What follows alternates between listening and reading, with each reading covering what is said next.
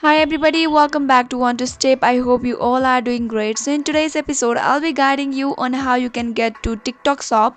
To get the TikTok Shop, you have to request TikTok to get it. So to do that, go ahead and open TikTok application. Now you'll be appear with the home page of TikTok. Now click on profile, which is appear on the bottom right corner, and at the top right corner you can see the menu bar. Go ahead and tap on it. Now here you can see settings and privacy. Go ahead and tap on it. Now you can see the option report a problem. Go ahead and tap on it.